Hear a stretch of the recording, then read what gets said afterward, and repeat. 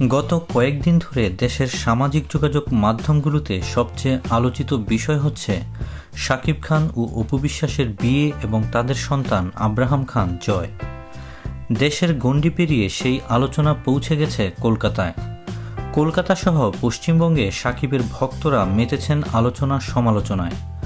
কলকাতার জনপ্রিয় নায়িকা শ্রাবন্তীও শাকিবের ছেলেকে নিয়ে দারুণ মন্তব্য করেছেন। শ্রাবন্তী বলেন, শাকিবের ছেলে শাকিবের মতোই সুন্দর হয়েছে, খুবই কিউট বাবুটা। আব্রাহাম খান জয়ের জন্য অনেক আদর ও ভালোবাসা। উল্লেখ্য, সোমবার একটি বেসরকারি টেলিভিশন চ্যানেলকে দেয়া সাক্ষাৎকারে অপু বিশ্বাস দাবি করেন শাকিব খানের সঙ্গে তার বিয়ে হয়েছে, তাদের 6 মাসের একটি সন্তানও রয়েছে। অপু বিশ্বাসের এই সাক্ষাৎকারের পর মিডিয়া অঙ্গনে আলোচনা সমালোচনা শুরু হয়।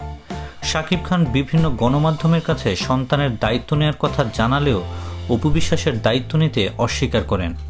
তবে মঙ্গলবার দুপুরে শাকিব জানালেন, সোমবার মেজাজ খারাপ ছিল, তাই অনেক কথা বলেছি।